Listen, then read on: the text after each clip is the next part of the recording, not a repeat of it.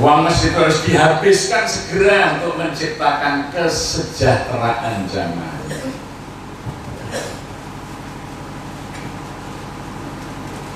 Wong kita ini kalau tidak mengajak memberi makan orang miskin saja, kita ini termasuk mendustakan agama. Ara'aital ladzi yukadzibu biddin fadzalikal ladzi yad'ul yatim wa la yakhuddu 'ala ta'amil miskin fawailul lil musallin alladzina hum 'an salatihim sahun. Hingga akhir ayat. Muhammadiyah itu lahir karena ayat ini. Di Dahlan bertanya kepada santri-santrinya karena ada santrinya yang protes, Yai, kami sudah ngaji beberapa tahun, kok baru diajari surah Al-Ma'un terus menerus sampai bosen saya, Yai. Di Dahlan bertanya, kalian sudah paham belum ayat ini, surat ini? Sudah, Yai, boleh dites. Baik, saya tes. Berapa jumlah anak yatim di kampung ini? Berapa jumlah orang miskin di kampung ini? Wah, itu bukan urusan kami, ya. Lah itulah kalian belum paham ayat ini. Bagaimana kalian bisa menyantuni anak yatim? Jumlahnya saja kalian tidak ngerti. Bagaimana kamu memberi makan orang miskin? Jumlah orang miskin di sekitar kamu saja kamu tidak tahu.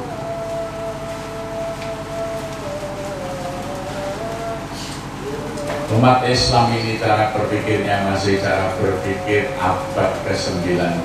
Pendidikannya bersifat literatif. Apa?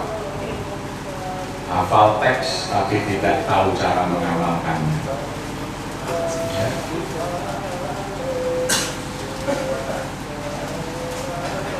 Pesantren-pesantren itu kalau santrinya diuji, ya, An-nadhafatu minal iman. Apa artinya? Semuanya bisa menjawab. Kebersihan bagian daripada iman. Menjelaskan mana yang fi'il, mana yang ya wazannya apa, fi'ilnya fi'il apa, mereka bisa.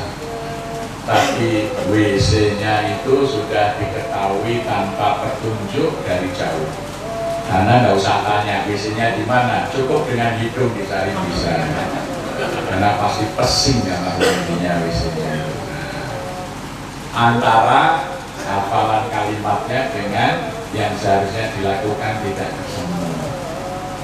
Agama hanya dihafalkan, tidak diamal. Wal asri innal insana lafi khusr. Nah, demi waktu, tapi setiap kegiatan rapat molor.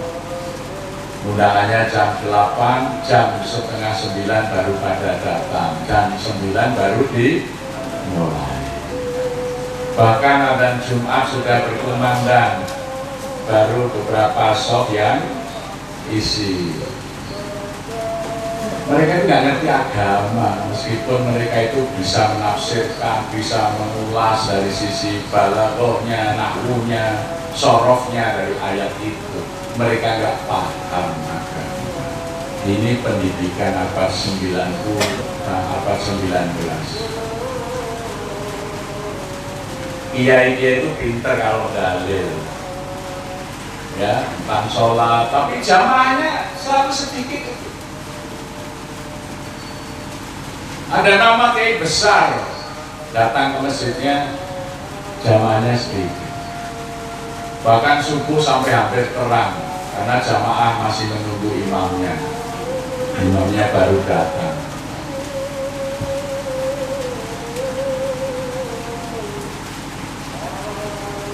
Ini harus dirombak, ya.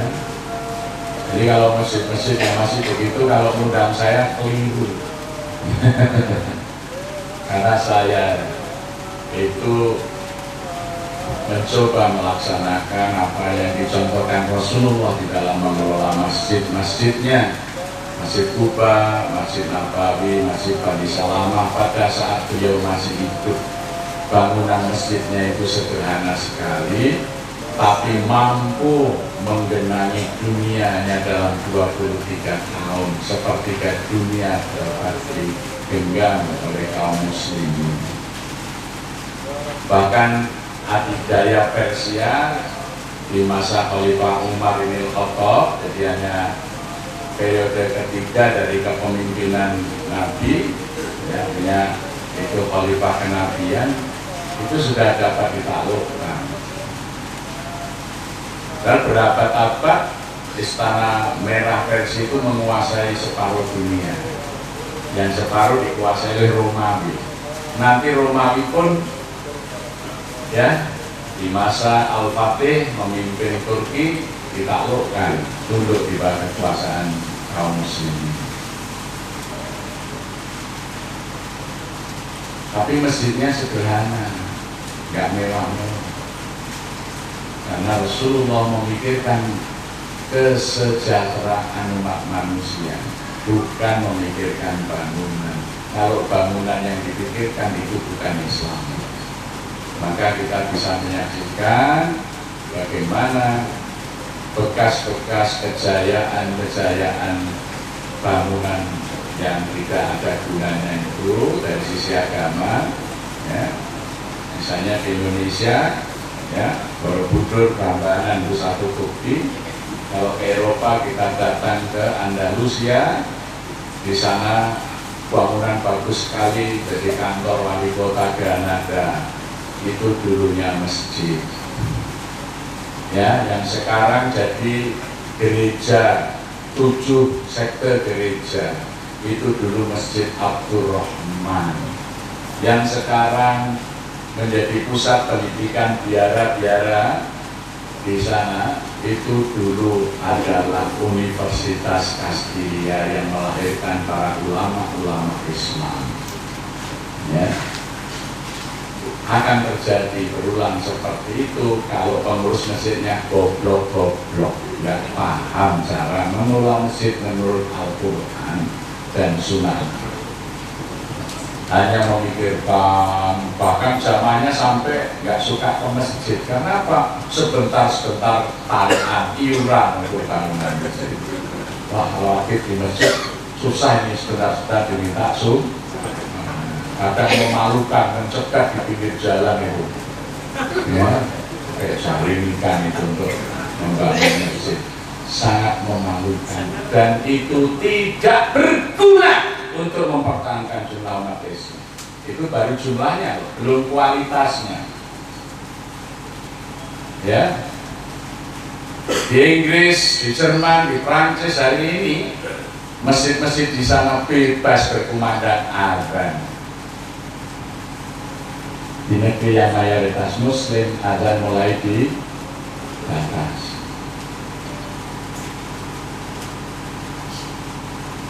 Saya kalau di Jepang itu, di Tokyo saja, kadang saya harus khutbah Jumat 2 kali atau 3 kali. Karena jumlah Muslim di kota Tokyo itu sekitar 19.000, cepat sekali pertumbuhannya. Masjidnya hanya 9 dan kecil-kecil. Jadi kalau Jumatan itu sudah penuh, nanti Jumatan gelombang 2, gelombang 3. Saya kalau Ramadan biasanya ngirim imam-imam ke Jepang, ke masjid-masjid Jepang sebulan. Mereka ngimami sholat subuh 5 waktu dan tarawih.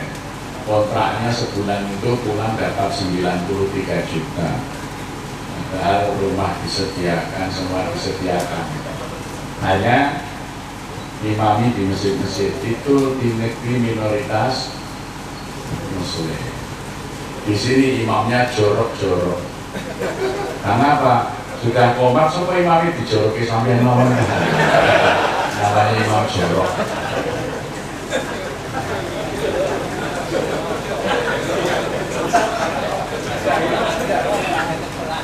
Muadzinnya juga begitu, muadzin jorok. Padahal zaman Nabi jelas itu.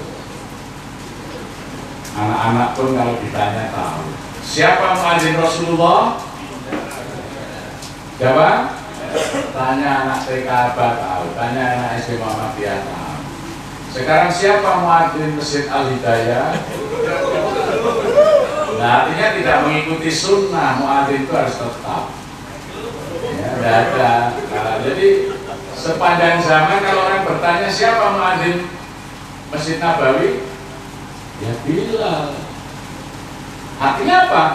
Muadzin itu harus tetap karena itu pekerjaan yang berat, pekerjaan yang sangat mulia.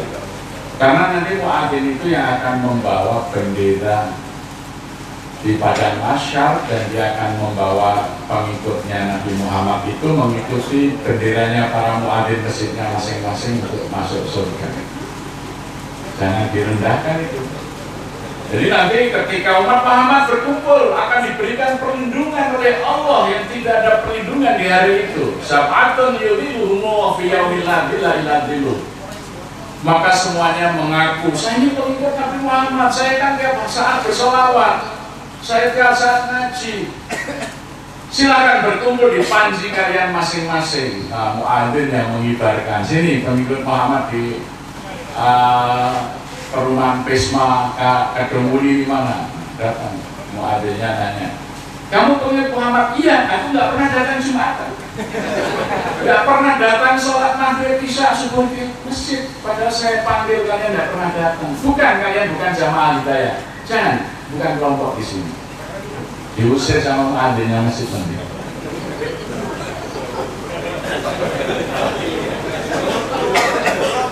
Oh, jangan disederhanakan muadzin itu. Dia membawa panji Islam yang akhir di hari di mana tidak ada perlindungan Allah. Umat Muhammad akan berlindung di bawah panji Nabi Muhammad, tapi melalui kelompok-kelompok di dalam jamaahnya. Ya. Saya tiap hari bersolawat, tapi kamu nggak pernah memenuhi panggilan Allah di masjid.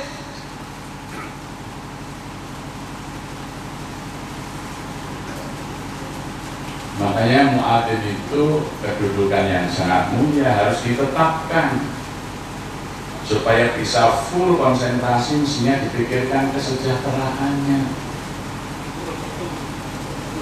Masjid kasnya banyak, muadzin sak kecandai. Itu tanda tidak paham tentang pengelolaan masjid. Itu satu contoh. Belum lagi imamnya. Imamnya siapa di masjid Nabi? Ya Nabi. Nah, kalau Nabi berhalangan siapa? Jelas Abu Bakar.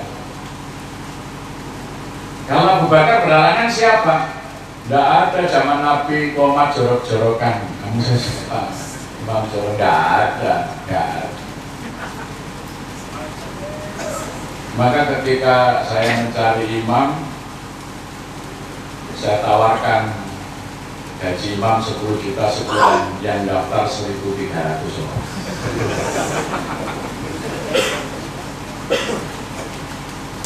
Ada jamaah yang bertanya, Pak, apa enggak kemahalan itu Pak?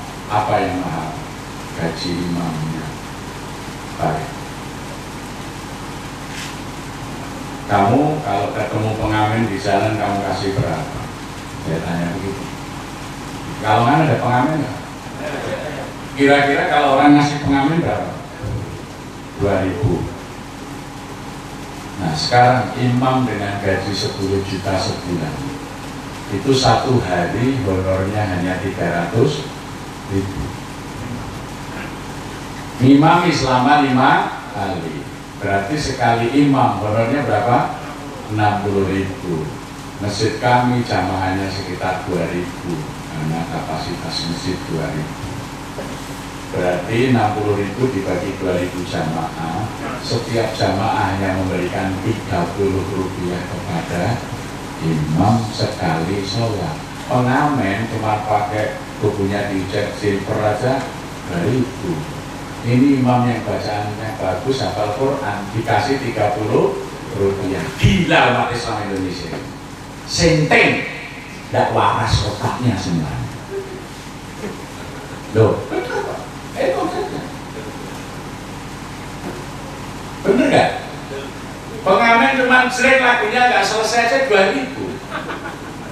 Ini imam 4 rakaat Yang 2 rakaat panjang bacaannya. Subuh 2 rakaat kasih 30. Assalamualaikum warahmatullahi wabarakatuh.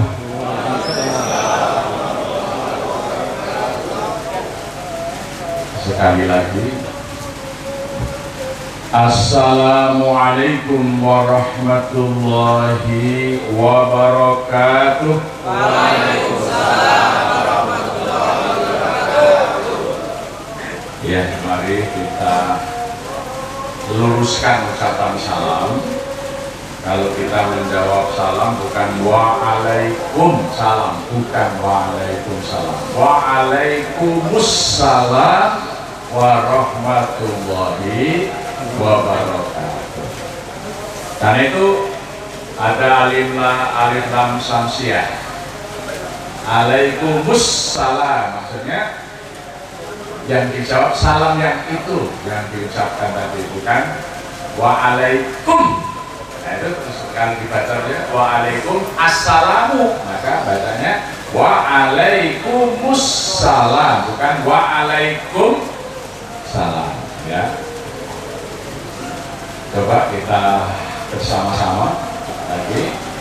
Assalamualaikum warahmatullahi wabarakatuh. Waalaikumsalam warahmatullahi wabarakatuh. Ya, alhamdulillah. Waalaikumsalam warahmatullahi wabarakatuh. Alhamdulillahilladzi hadana li hada wa ma kunna nahtadiya laula an hadana Allah. Asyhadu an la ilaha illallah wahdahu la syarika lah wa asyhadu anna Muhammadan abduhu wa rasuluhu la rasula wa la nabiyya ba'da. Allahumma shalli wa sallim wa barik ala Muhammad wa ala alihi wa sahbihi wa man tabi'ahum bi ihsanin ila yaumil qiyamah. Raditu billahi rabba wa bil islami dina wa bi Muhammadin nabiyya wa rasula. Rabbi zidni ilma warzuqni fahma. Allahumma bika asbahna wa bika amsayna wa bika nahya wa bika namut wa ilaikal masir.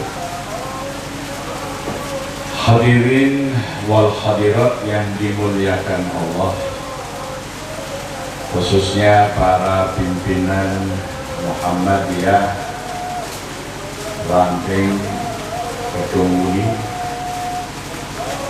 para pengurus takmir Masjid Al-Hidayah, perumahan Pispa Kedunguni. Alhamdulillah, bersyukur kepada Allah Subhanahu wa Ta'ala, malam hari ini kita dapat bersilaturahim di masjid yang kita cintai ini dalam rangka mencari ridho Allah Subhanahu wa Ta'ala. Mudah-mudahan ini menjadi ibadah kita yang diterima Allah Subhanahu wa Ta'ala. Amin. Sejak kemarin panitia menghubungi saya menanyakan Bapak sampai di mana. Sampai pagi tadi saya jawab saya masih di Medan. Karena saya baru landing dari Medan tadi jam setengah 12 siang. Jadi dari bandara singgah ganti koper saja terus langsung berangkat ke sini.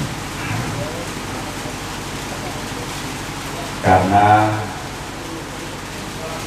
sejak hari Jumat, Sabtu, Ahad kemarin saya diundang untuk mengisi muktamar forum silaturahim Badan Kemakmuran Masjid Indonesia yang dilaksanakan di Kota Medan, kemudian safari dakwah ke beberapa kabupaten kota di Sumatera Utara, dan diakhiri dengan launching Masjid Agung Sumatera Utara Dan ketika Bapak Gubernur, Bapak Jenderal Edi Rahmayadi memaparkan rencananya membangun masjid dan sudah 90% selesai, beliau dengan bangga dan bersyukur menyampaikan bahwa Masjid Agung Kota Medan akan menjadi sebuah ikon baru bagi Kota Medan, karena masjidnya secara arsitektural sangat bagus. Memang biayanya sangat besar, ada 5 menara, tinggi menaranya itu 112 meter. Biaya membangun satu menara itu 70 miliar.